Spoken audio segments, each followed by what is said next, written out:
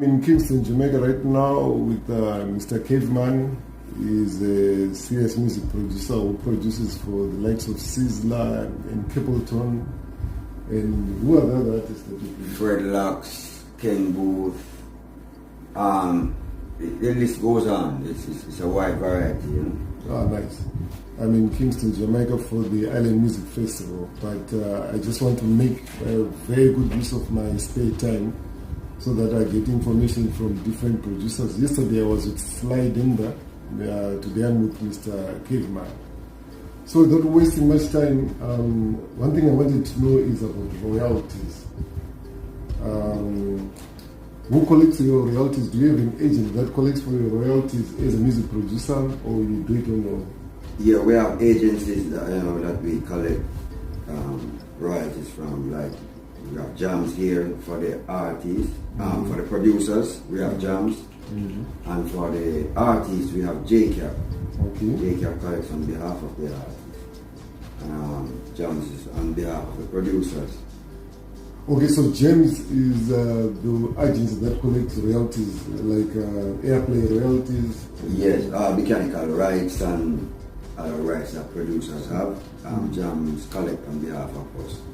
Okay. In Zimbabwe, our music industry was affected by the economy, and right now we don't have record labels in Zimbabwe.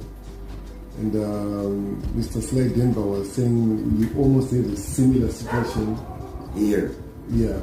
Yes, because of the old colonial pressure that is on countries of black origins.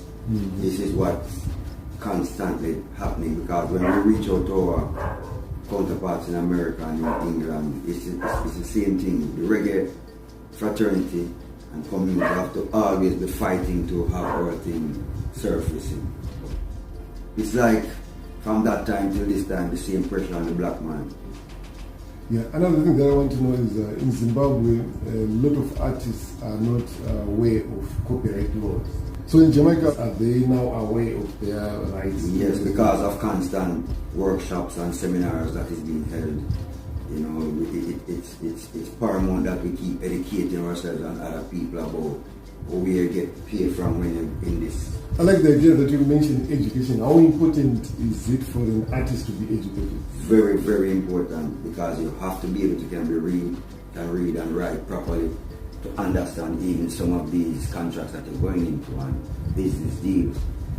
You know, you have to read, because there are certain words that is being used within the music, which are difficult to understand. Yeah, so you have to be doing your researches as an artist.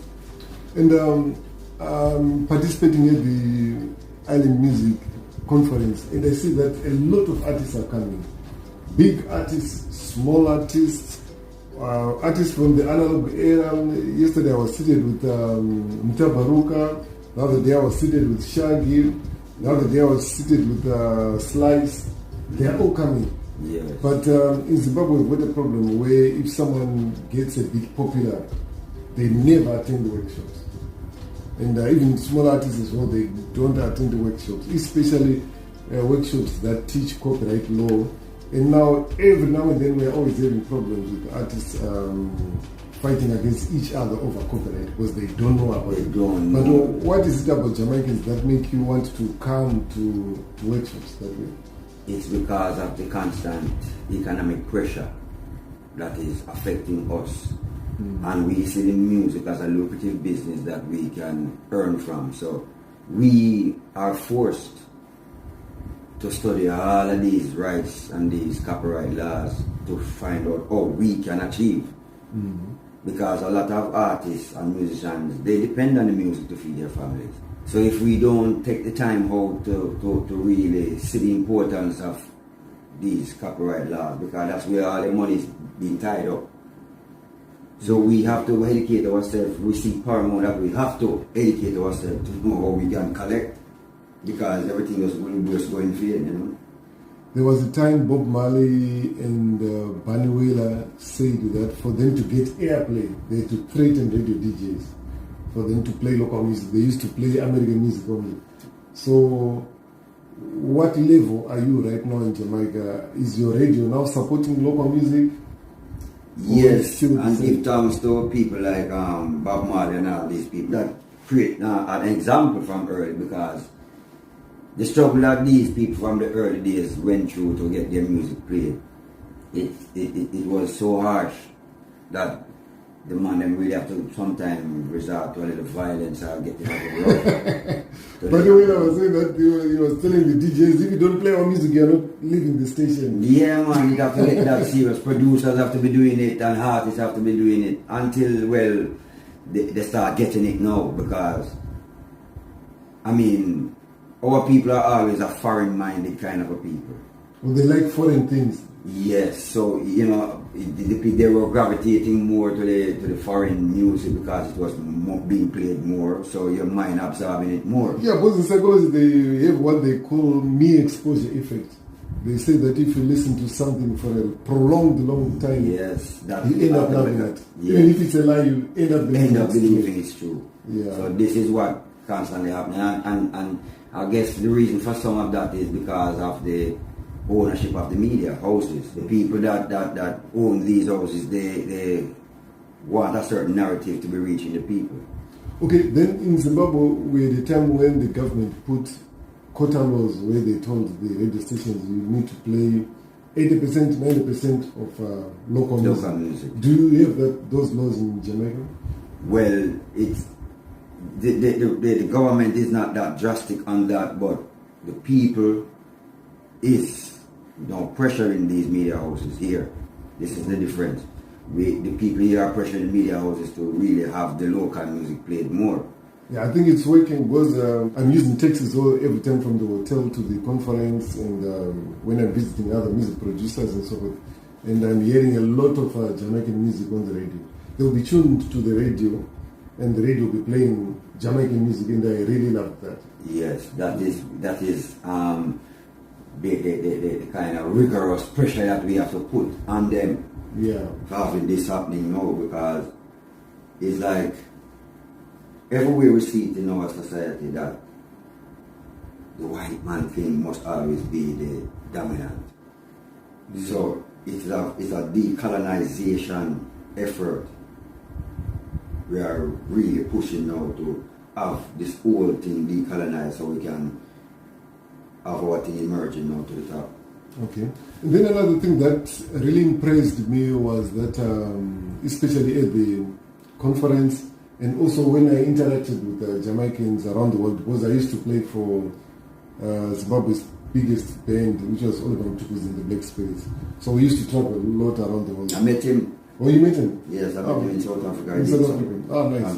Concert, yeah. So what I want to ask is, I've noticed that Jamaicans are different from Americans in that when an American gets big, they become too pompous, they are moving with bodyguards, you cannot greet them, you cannot speak to them. When you book them for a show, they give you a hospitality ride, they tell you, I want the walls to be this color. They are so difficult to work with. But I've noticed that Jamaicans are very humble. Yeah. Very humble. The other time we played in California, I was standing next to Joseph Hill. I didn't even know that it was Joseph Hill, because he was so humble. So what makes Jamaican artists so humble? Yet they're very proud of themselves. Because I've noticed that Jamaicans, they're very proud of themselves. They've got a lot of self-love, but they're very humble. How do you make that balance? Well, we have to study it, because I mean, Jamaican artists, we study human psychology, we study the behavior of the human being. Wait, in school? It's like a natural instinct. It's not only in school we learn that. It be by interacting with many different people of many different cultures.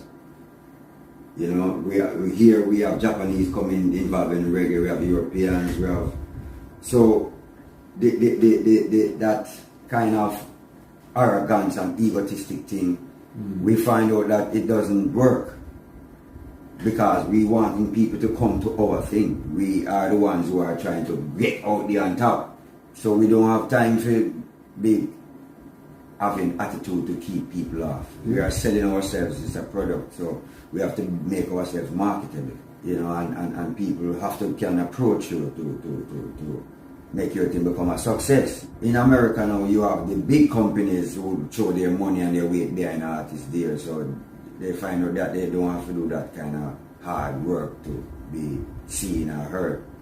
So they kind of have that cockatoo vibes where, you know, we are the stars, so you got to do it our way, how we deal with it and all that. We know we have to work with the promoter to make sure, all right, this is in place, this is in place, that you eat and we eat and everybody's nice.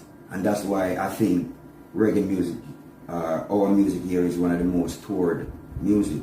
You know, when it comes to touring, we are all over the world because, as you said before, more easier to deal with. You know, so that's the reason why I see it's happening like that. America feel like they are the standard. So, and to me, America is not the world.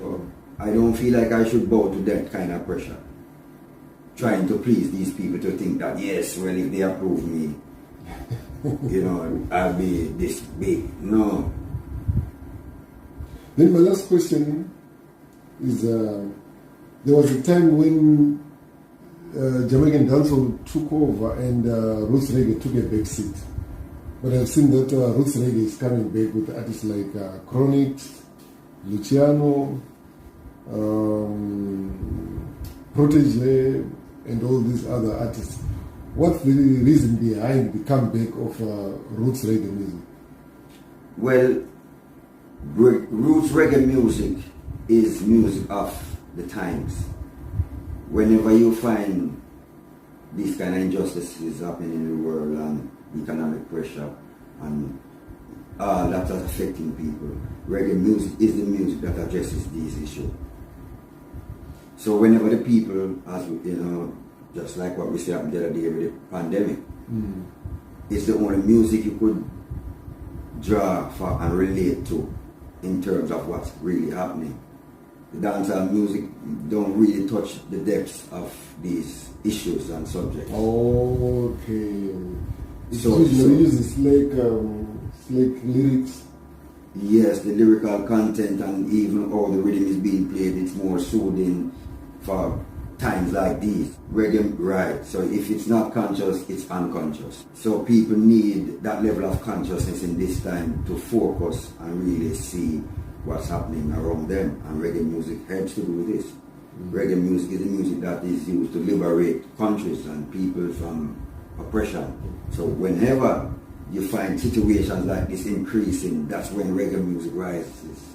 Anyway, guys, you heard it all from Mr. Caveman. So right now I just want to get some tips on how they produce their music in Jamaica. So see you later.